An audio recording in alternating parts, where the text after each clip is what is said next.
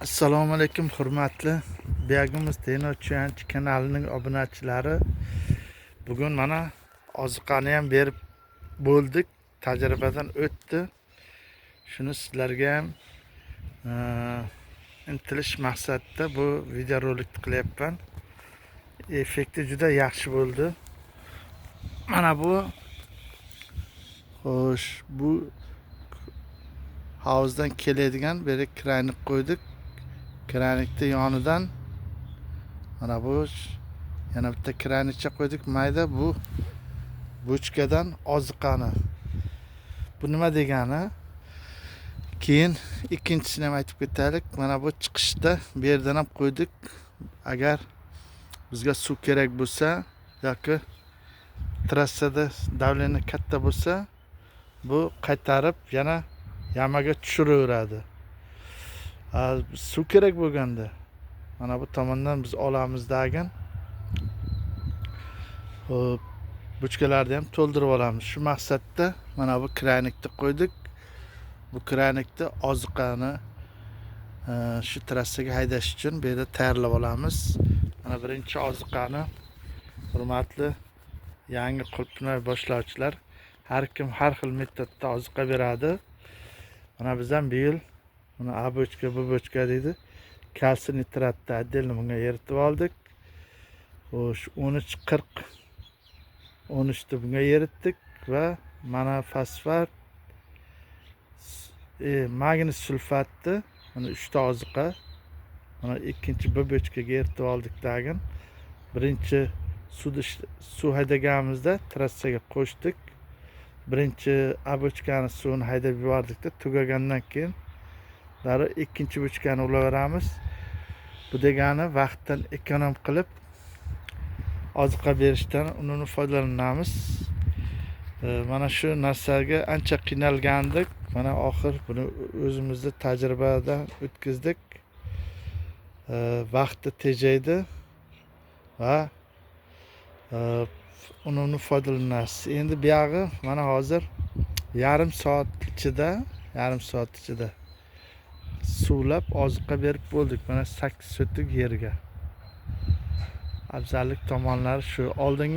Oldin biz foydalanayotganimiz u yoqda. Xo'p, shuni yana buni aytib ketaylik. Mana bu yerda suv haydash uchun trassaga buni yopib qo'yamiz degan.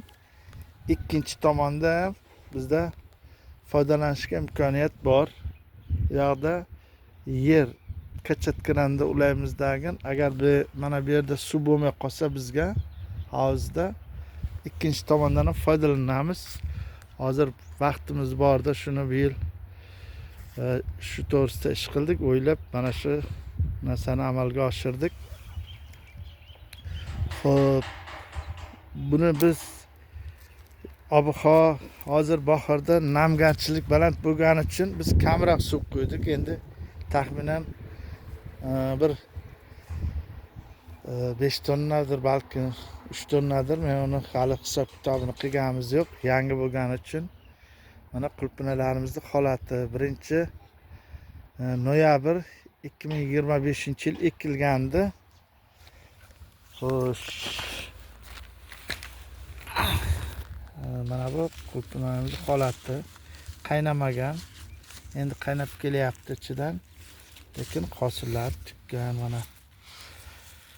Lekin bu yil men taxminan bo'yicha kamroq hosil berib, hamma kuchni mana shu kam hosilga berib, yirik bo'lsa kerak. Palagimizning holati yaxshi. Mana endi 2026 16-mart kuni birinchi oziqani bergan bo'lsak, hurmatli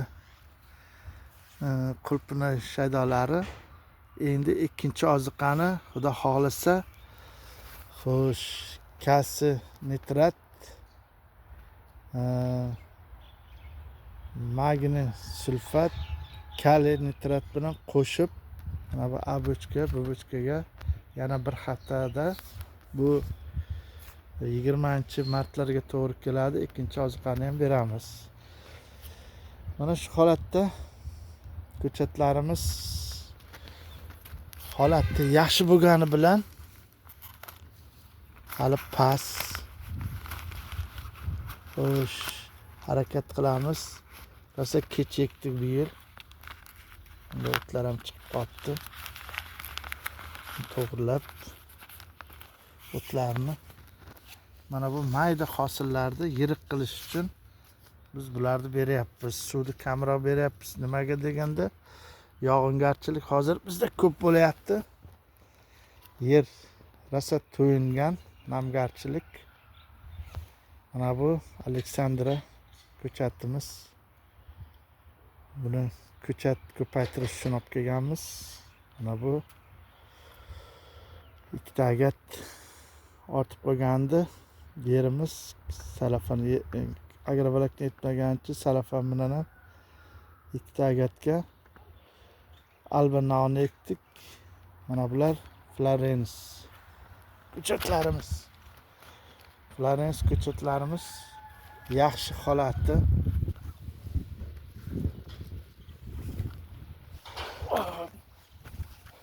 Bular mana bunday hosilga kirib qolgan yaxshi qaynagan. Mana bu qaynash mana shunday holatda bo'lsa, ser hosil olamiz degan umiddamiz. Qisqacha mana shu fikr va mulohazalaringiz bo'lsa, kommentariyada qoldiringlar. Bilgan bilimimizda o'rtoqlashib, endi tez video qo'yib ketaveramiz. Sog' bo'linglar, omon bo'linglar. Yana videogacha.